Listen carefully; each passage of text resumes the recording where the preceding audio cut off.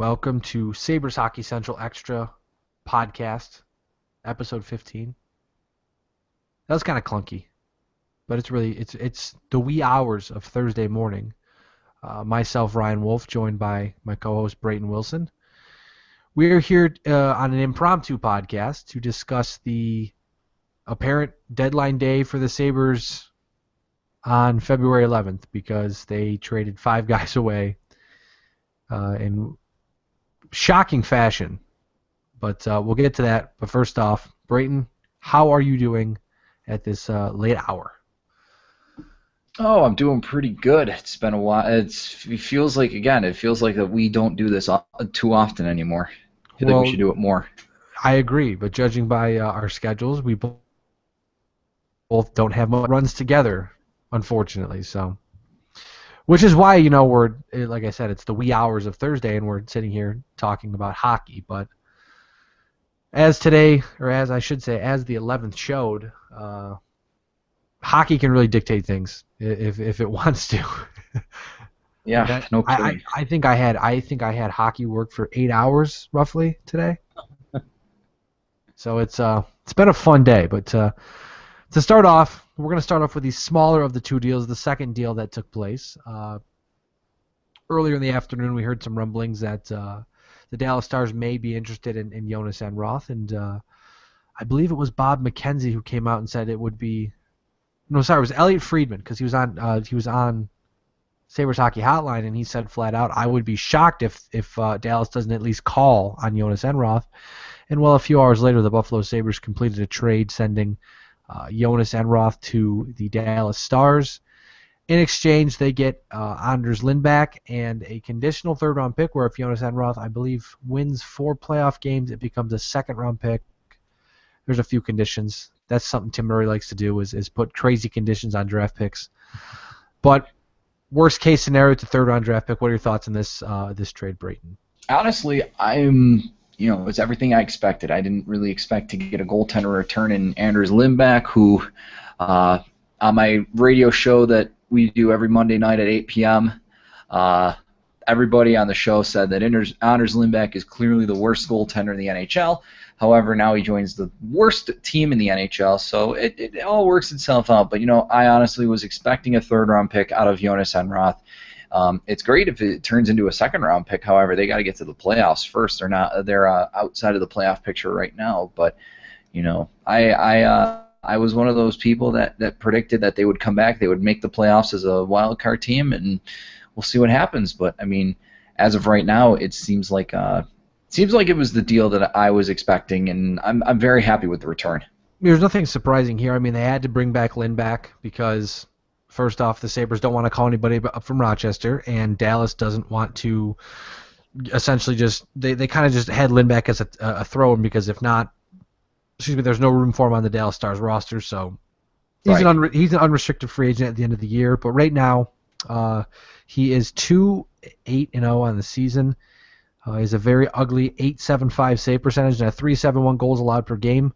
Interestingly enough, his last start as a Dallas Star came against the Buffalo Sabres, where he lost, giving up 3 goals on 24 shots. Now, the interesting thing about this is I believe, judging by what Tim Murray said today, barring ineffectiveness and barring injury, we're going to see a heavy dose of Michael Neuwirth for the final 20-plus games. But Anders Lindback is 6'6", and if there's one thing Tim Murray absolutely loves, it's tall goaltenders. It's big guys. So we certainly may see a dose of Anders Lindback, but I'm quite certain that we're going to see Michael Neuwirth. And the thing about Jonas Enroth, before we turn the page to the big trade of the day, Tim Murray did come out and say he's not totally sold on Jonas Enroth being a number 1 goaltender, but he's not shutting the door on possibly revisiting Enroth to Buffalo in the offseason when he's an unrestricted free agent. Now, obviously, if he tears the cover off the puck or whatever cliche you want to use. I tried to use a baseball cliche in hockey. It didn't work very well, but I mean, if Enroth comes out and does what Devin Dubnyk's doing in Minnesota right now, yeah, maybe the Sabres will go after him, but I honestly think this is the end of the road for the relationship between the Buffalo Sabres and goaltender Jonas Enroth. Right. Right. Yeah, I absolutely agree. I think that that time had to come eventually, and didn't expect it to come today. But you know what? Things happen, and when things happen, you got to make a deal. In talking about things not expected to happen, the day of this trade, I know personally, I'm not sure about you, Brayton, but I when I wake up in the morning, I roll over in bed, I grab my phone, turn Twitter on, and check out, just see what's going on. So I see the tweet from Bob McKenzie that says the Sabres and Jets are talking. He said he was getting on a flight, and he would update us when he gets off his flight. So I was, whatever. It is what it is. GMs talk to GMs every day about players. We know that. But then about 10 minutes later, Darren Dreger tweets out, a TSN colleague of Bob McKenzie, Sabres are close to a deal with Winnipeg. And instantly, the radar, the alarm was sounded, the radar was turned on, and the searching began. And when all was said and done, Tim Murray clearly making his biggest move and making his biggest statement since becoming the general manager of the Buffalo Sabres. He acquires forward Evander Kane, defenseman Zach Bogosian, and unsigned goaltender Jason Kasdorf. Now, the interesting thing about this is, partially what they gave up. I mean, they gave up Drew Stafford, who was an expiring contract, who can help them out in the playoff run. Tyler Myers, who still has some term left on his deal. So essentially, if you look at it this way, Bogosian and Myers were 1-for-1, and then everything else in the deal was for Kane. They gave up prospect Joel Armia, Brendan Lemieux, and the lowest first-round pick that the Buffalo Sabres owned in the 2015 draft, so either the Blues pick from the Ryan Miller deal or the Islanders pick from the Thomas Vanek deal. Now, I know what my immediate thoughts were, and I'll share those in a second, Brayton, but what were your immediate thoughts once you saw this deal break on the internet? Well, I was in class when I read the first tweet, which, I know it's not a good thing to have Twitter up on during class, but I saw that first tweet, and I didn't really take it with a grain of salt at all, but then I saw Darren Dreger tweet in response, and I'm thinking, okay, what's going on here? And then the tweets kept coming out, and Pierre LeBrun even came in on that tweet, and I was like, wow, something could happen as early as today. And then I got out of class and, went to another building at school and kind of just sat there and watched everything unfold on Twitter, and then Darren Dreger's tweet where it said done deal, and I was like, oh, okay, we got him. Yeah, even seeing the tweets today, I mean, I didn't think something was going to happen today, or something was going to happen the same day, but according to Kevin Chevladeoff, he flat out said, Tim Murray knew what he wanted, and he came with a package and was like, this is what we want, this is what we're going to give back, what do you think? And the one thing Tim Murray did say today, which would obviously confirm that, he goes, either you're in or you're out. You can't go to the table and say, well, yeah, I like Kane and I like Bogosian, but I don't want to give up, let's say, Brendan Lemieux. It's like, if you're going to go all in, you got to go all in. Well, here's an interesting thing about Brendan Lemieux is that according to a couple of reports that I read, according to Lemieux's dad, Brendan had no intentions of signing in Buffalo after his 2 years in Barrie. I mean, that almost was the reason. To me, that seems like the reason why he got moved. Well, you have to remember too that his dad now is an agent, so I'm sure his father had some pull in that situation, and we don't know why those rumors came out, and maybe we never will. Maybe we'll never get those confirmed. But I mean, if Winnipeg says we want, because apparently, like I said, according to Tim Murray, he said that was the player that they wanted. They said we want Lemieux, we don't want anybody else. So maybe it just works out that way where the guy didn't want to sign and they were able to deal him. But then again, you could look at it the other way. The guy didn't want to sign, so they figured, well, let's try to put him in a package where we can get someone we want. Right. And from what Tim Murray said, he really, really, really likes Evander Kane. Said the first time he saw him in juniors, he knew he was in love with the hockey player that is Evander Kane. And it's hard not to be. I mean, 23 years old. He's been in the league for 6 years, 361 career games. He has 222 points, 109 goals, 113 assists. Now, Obviously, we know he's currently out 4 to 6 months after having his labrum repaired. But Tim Murray and all the Sabres staffers are not. I mean, if they're worried about his shoulder, they don't sound very worried at all.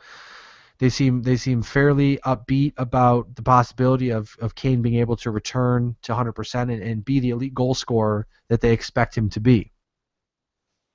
Yeah, I completely agree.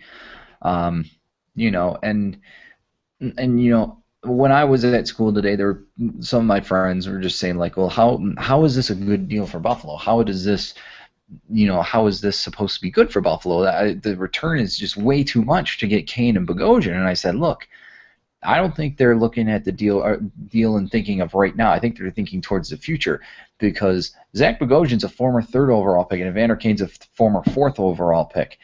And think about this: if Evander Kane gets to play with Jack Eichel or Connor McDavid next season, that could be dangerous, very, very dangerous for any team coming up against Buffalo. The one thing I look at is, and it's hard to judge it this way, but for people who don't really understand how a hockey trade gets made, I kind of look at it this way. Drew Stafford is kind of just a throw-in. They need a guy to help them in the playoffs to replace Evander Kane. Tyler Myers for Bogosian is a 1-for-1, because as we look at the contract and the cap hit, Bogosian's just a little under Myers, so it's about the same. And their Corsi and their Fenwick, all that stuff, it's relatively close from what I gather through Twitter. So they're really on the ice. They're kind of the same hockey player. But then you look at Armia, Lemieux, and the 1st-round pick. Those are kind of the bulk of the deal, that what gets you Evander Kane, because they wanted guys who were high-ceiling prospects for the future. Now, Joel Armia has a boatload of talent, as some people say. I think it was Rob Sanderson of Fox Sports 1280. He said that Armia had the best in 5 years. Armia's had the best hands of anybody he's seen in Rochester through the Sabres organization, but there's a lot of raw potential there. And if you can take a guy like Armia, they felt Armia would be like a 20-25 goal scorer because he's just very talented. He's shown us that. But if you can take a guy who might be a 20 to 25 goal scorer and turn him for a guy who is a 20 to 25 goal scorer, who has term on a deal, who is really young, and is a premier power forward in the league, I mean, like Tim Murray said, you're going to keep hearing me echo it. You got to be all in, and this deal is completely 110% all in on Evander Kane. Yeah. Yeah, I mean, you hit the nail right on the head. I mean, you make a deal like this to make a giant splash for the future of this organization, and Tim Murray just did that. He made a trade for a really not really an elite superstar forward, but a very, very good top 6 forward in the NHL. He made a trade for an established defender who can replace Tyler Myers, not really for skating and offensive ability, but really just a good two-way defenseman. So, I mean, it definitely helps out with the future. And, I mean, I think both deals really, I think everybody sees it this way as, Tim Murray makes this deal just because, he's getting a future asset, but not only that, but, I mean, yeah, you can say that he might be enforcing the proverbial tank, if you want to call it, but he's setting himself up very well for the future, and I think that fans should be very happy with this deal, and that people should be very excited to see the future, what the future has in store for the Sabres. Well, because you have to figure right now, I mean, obviously, like we keep mentioning, Evander Kane's on the IR. He'll be out till training camp, but he will be back for next season. He is your number one. He's your top left winger at this point in time. Most likely, I mean, he might play on a line with Ennis and Girgensons, but then again, it's really hard to predict right now because you've got Sam Reinhart, Mikhail Grigorenko, got other guys in Rochester. You've got a potential top pick of Connor McDavid, Jack Eichel. If they fall back far enough, Noah Hanflin. I don't even know how to pronounce his name. It's too Hanifin. Hanifin. Thank you. I just went for it. It's way too late, man. It's like that's what people say. People have been asking me all day because I mean I've been crazy on Twitter all day long, I mean, my Twitter feed has just been on complete fire at this point. But, people ask the question, what does this do for the future of the team? And all I can tell you is that it gives the Buffalo Sabres depth.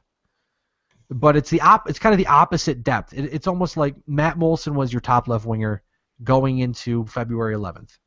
Going into February 12th, Evander Kane is your top left winger. Matt Molson is your second left winger. And if there's anything you need to know about a Stanley Cup winning team, you have to have secondary scoring. And if you're telling me, okay, Evander Kane will get you 20, 25 goals a season. If Matt Molson gets you 15, you might be able to make a run at the Cup.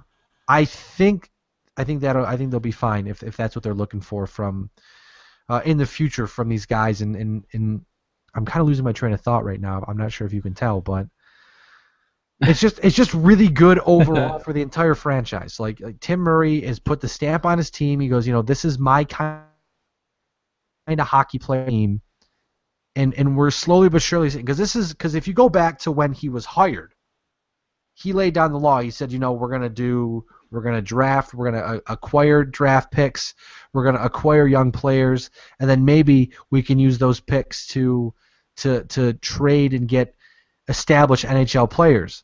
He's done everything. He's acquired young players. He has acquired a lot of picks, but he had never taken one of those high picks and turned it into an established player. But he did that. Not only getting one established player, we're getting two established players. Because the one thing I do want to point out before I forget, Bogosian is no pushover. He's 393 career games at age 24. He has 127 points, 40 goals, 87 assists.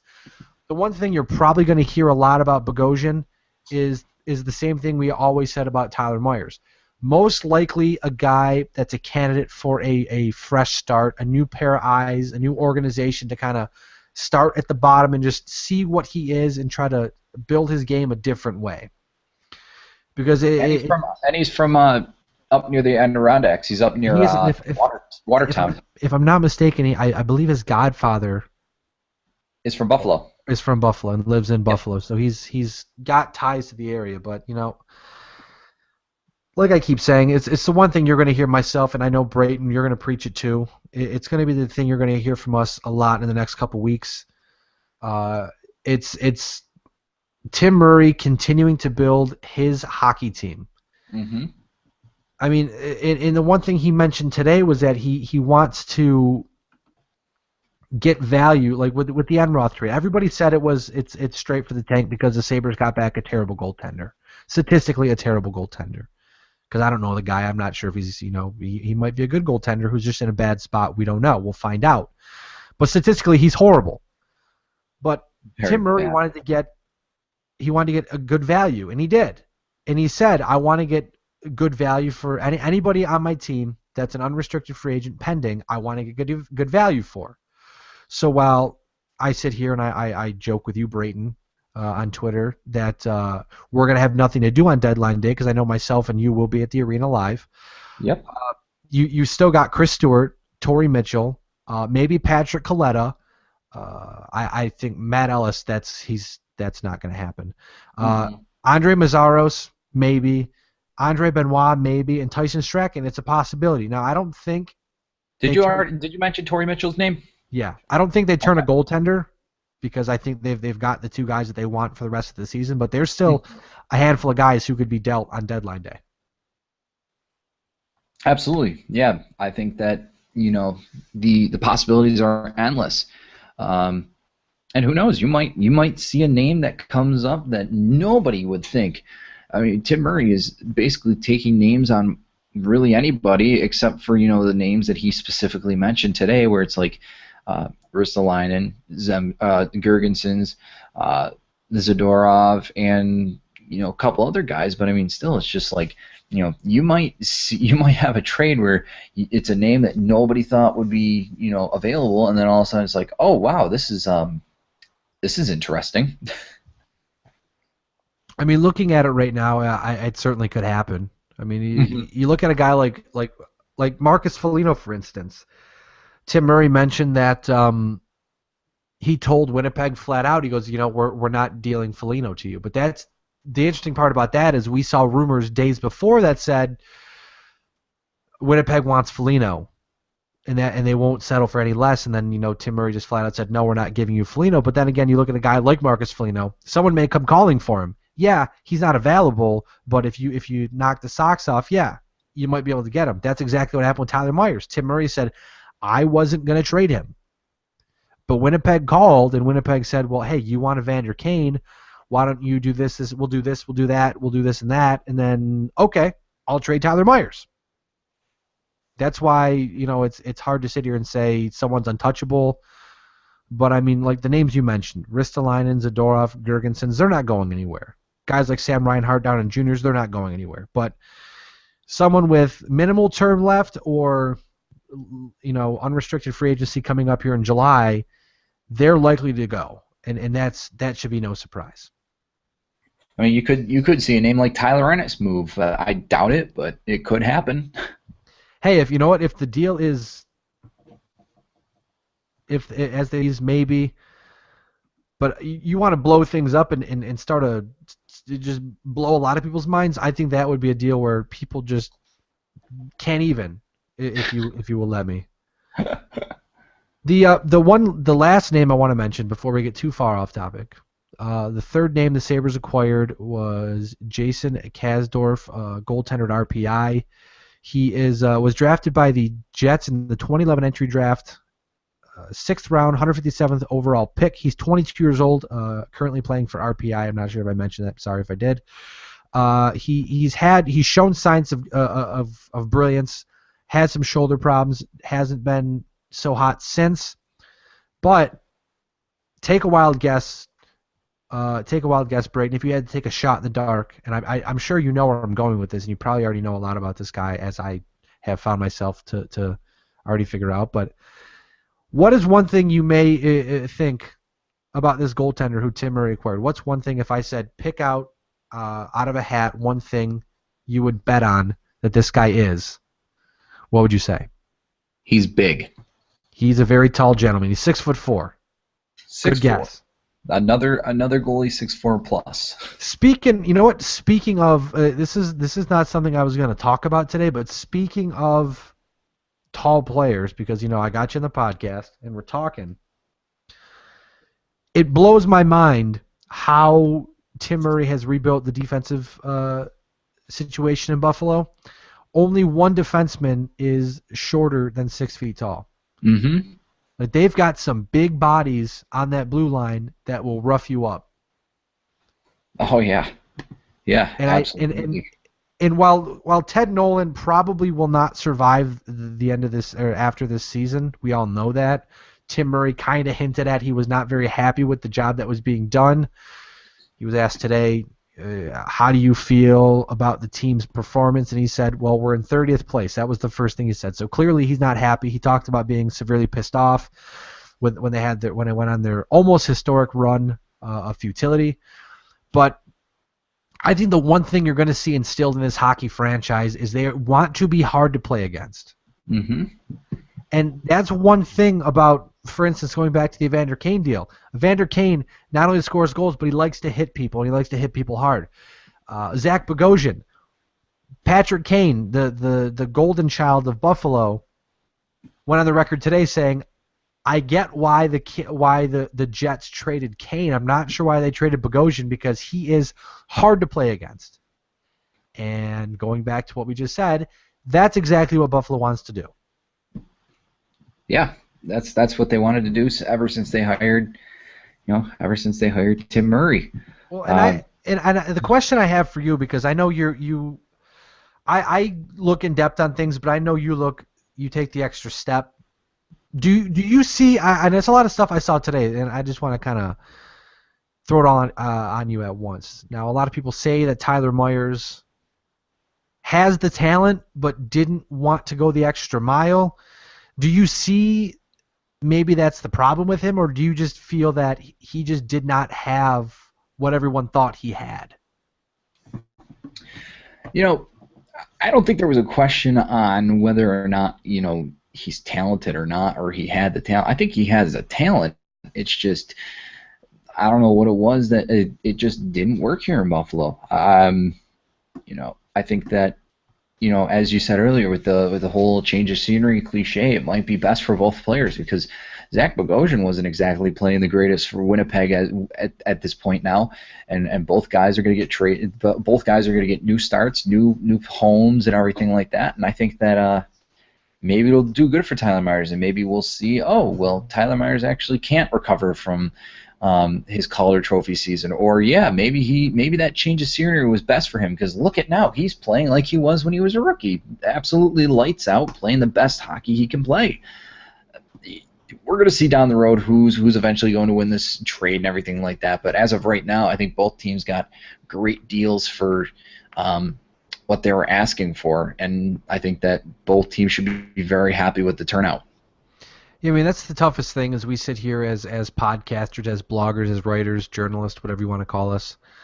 And we have to try to make sense of something on the surface right as it happens. I mean, it's hard as hell to sit here and even myself, knowledgeable in the sport of hockey, if I may say so myself. We're very knowledgeable in the sport of hockey, but it's hard to look at a deal like this and instantly say, yeah, this team won, that team won, or this team lost, that team lost. I mean, the quality of player, the Jets got a lot of potential. If Lemieux turns out to be what everyone, a role player, bruiser who can put some goals in and be a good depth player for a franchise, and if Armia shows up and scores 20, 25 goals a season, yeah, you're going to say the Jets won the trade. Then again, if Evander Kane becomes that top six forward that he's always been expected to be, you could say Buffalo won the deal. I mean, it's really subjective. It's difficult to say, and it probably will be difficult to say because it's not a one-for-one. It's not you didn't trade Myers for Kane. If that was the case, it would be simple. I don't necessarily think we'll ever get an answer to who won the deal because Evander Kane could score 7 or 8 goals a season for the rest of his deal. But if the Sabres were to win the Stanley Cup, you'd say they won the deal because he was part of the team that helped them win the Cup. So, I mean, there's so many different ways to look at it. There's so many, like I said, so many angles, and it's just so subjective. It's very, very, very, very difficult question to answer, and it probably, like I said, probably will be for a very long time, if not just forever. Right. Yeah, I agree. I mean, this trade. I mean, it's almost like to sort of make a comparison. It's almost like the Cody Hodgson for Zach Kassian deal. We still don't know who's going to win that deal because both players are not really necessarily playing good for their teams right now. I mean, Cody Hodgson, he's been benched for 2 consecutive games. He's had a horrible year, both on and off the ice. Zach Kassian's been in trouble with the NHL. He's had not the greatest of years. So yeah, I mean, we'll see down the road where this trade ends up and who wins this deal, just like the Vancouver deal with Kane and Kassian, or not Kane and Kassian, Hodgson and Kassian. But yeah, it's going to be a while to see who actually wins this deal because Drew Stafford may not end up being in Winnipeg after this season, so that might be one asset that's gone. And who knows? Maybe Armia and Lemieux won't turn out to be NHL players. Maybe they'll only be good minor league players or so-so players. Who knows? It's a crapshoot, and we'll have to see what the future holds for both teams. Absolutely. And right now, you know what?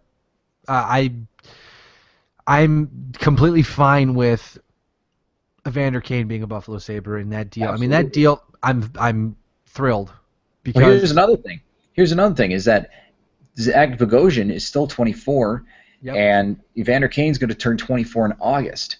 So you turn a 30-year-old plus player and 25-year-old defenseman into 24 and 23-year-old players, and then you give up, in addition, a first-round pick, which is okay, and 2 prospects that you don't know what's going to happen. You don't know how they're going to turn out, but and according to those reports, the one prospect didn't even want to be here. So exactly. Again, that whole principle of if you don't want to be here, then just let us know and we'll accommodate your needs on where you want to go. So, well, that's the one thing about when it comes to prospects. I mean, it's unless they're McDavid, Eichel, Crosby, guys like that, you can't sit there and say, okay, this guy's going to be this because you never know. development can change. A guy could just stop developing, and a 20-goal scorer could end up being a third or fourth line role player. Right. So when you get the chance to take it, like I said before, say it again 100 times. Tim Murray went all in on this deal. Felt comfortable enough to deal a talent in Armia, a potential talent in Lemieux, Tyler Myers, Drew Stafford, and a late first round pick for a guy who's proven to be a nightmare in the National Hockey League. Not only on the ice but off the ice. But the off the ice stuff is just that. Right. He can use a money phone all he wants as long as he just plays great here. I really could care less. He can come to practice in a tracksuit every day if he wants to. Well, just score some goals, and I'd be all right with that. The one thing that I'm interested in is the lack of leadership in Winnipeg. Yeah. As time has gone on, the leadership that the Buffalo Sabres have, the core leadership the Buffalo Sabres have constructed to lead this young team through this tough time. They knew this was going to be terrible. That's why they brought in Brian Giunta. That's why they brought in Josh Georges. That's why they brought back Matt Molson. People who can say, yeah, it's tough, but you have to take a positive out of it instead of just moping around and being miserable and sad. Right. You could really screw up the psyche of a young kid for a very long time if you're just saying, you know what, deal with it. This team sucks. You suck. Get over it. Mm-hmm. But I mean, you put a guy like Kane in Buffalo, who things may get a little bumpy here and there, but he's going from he's going from a team where they were playing him on the third line. He was getting third line minutes before he had surgery on his shoulder. He wants to be a top six guy. He wants to prove to the National Hockey League, to Winnipeg, to everybody that he is a top six forward. And he is, according to his comments to Pierre LeBrun and ESPN, he's buying into Buffalo. Because, I mean, it's hard not to. When you see that top pick and you go, I could have a potentially elite centerman feeding me the puck every single game of the season, every time we're on the ice. That's not so bad after all. Right. So, right. And you got more prospects in the system that, in the future could be huge assets to the success of this organization. It's a good spot to be in, and I mean, we'll find out what happens as the deadline gets closer, as more trades happen. I don't expect this to happen. I mean, it could happen again. We've got, I think, 2.5 weeks, 3 weeks until the deadline. Well, 3 weeks from last Monday, so yeah, we're getting close. But I mean, I don't. We know now, reconfirmed after the Miller and Ott deal, Tim Murray waits for nobody. If he has a deal on a day, it doesn't matter if it's a deadline, it doesn't matter if it's a Tuesday afternoon, Wednesday afternoon. He'll make a trade when he wants to make a trade. Right.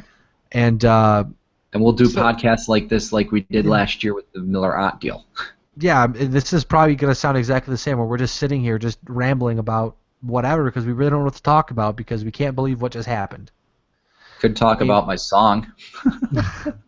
I mean, out of all the years Darcy Regier was in Buffalo, these are the kind of deals he would never make.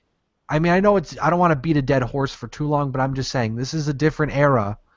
Sabres fans are getting restless because the team is terrible and Tim Murray's reportedly, or they think Tim Murray's doing nothing and he's wasting away and this team is garbage and whatever. He's actually doing things. He's actually making this team better. You can't see it now. Right. Just imagine when this team is good. Tim Murray might just sit in his office and just be like, wow, I actually have nothing to do. Yeah, I don't know how that's going to work out when the team is actually good at it. Because, I mean, he always says he hates doing the trading thing because he hates trading half his team away. I'm sure he would be more pleased to be able to sit in his office on the first week of March or whenever the deadline is at that point in time and say, you know what, we need a third line center who can throw body well. Okay, that's simple. Not we need a game-changing first line left winger. Who's not going to help us out now, but will help us out, 8 months out. That's a perk. That's a perk of the package. Guys in Edmonton are falling down like flies. Toronto can't win a hockey game. Arizona's bad, and maybe the Sabres are participating in a little dirty pool, but until the National Hockey League tells them they're breaking the rules, they're not breaking the rules. Nah. I mean, yeah, everyone else is pissed, but it's people have done the same thing 10 times worse. I mean, it's Tim Murray's getting the best deal because the thing is too, what if Jonas Enroth plays the next 2 weeks and gets hurt, or plays the next 2 weeks and ineffective? His price drops even more. Yeah, exactly. And instead of a third-round pick, you get maybe a fifth-round pick, and then what's the point? Yeah, I mean, I'm really interested to see how Enroth is going to play in Dallas. I think he's going to really, really thrive there. They've actually got a somewhat decent defense. He's going to face a lot of shots, just like he did in Buffalo. But with the way that he's been playing lately, he might bring some stability in the nets for Dallas. And what we saw from Buffalo is he was able to steal a victory here or there. And I mean, if not, you might be able to steal a handful of victories and sneak into the playoffs. And it doesn't matter how you get in the playoffs, as long as you're in the playoffs, that's all that matters. Mm-hmm. Coming from people who haven't been to the playoffs in, it feels like forever over here, but yeah, I mean, it's just apparently Enroth is starting tomorrow for Dallas. Wow. I thought I heard something like that. Well, I know Myers and Stafford will be in the lineup tomorrow night for Winnipeg against Nashville, and I believe that game will be on NBCSN. So that'll be fun to watch. I don't have that on at work tomorrow, that's for sure. But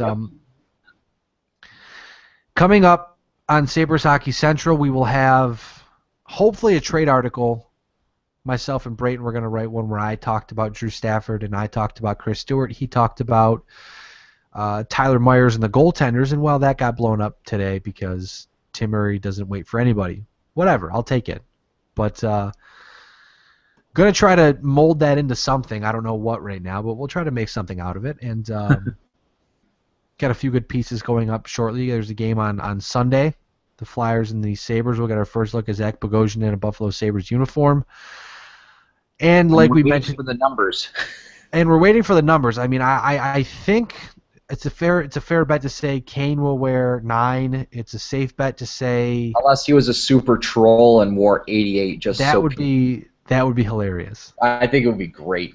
I mean, Lindback has worn 35 before, but he also has worn 29. But we know 29 is McCabe's number, but Lindback will only be here until July. Yeah, so I mean that's that. But the interesting part, my brain is wondering, what will Bogosian wear? Because Georges has 4, Delorier has 44. I believe he goes 74. Just give me a crazy number, because I believe in juniors he wore 4 as well. So right.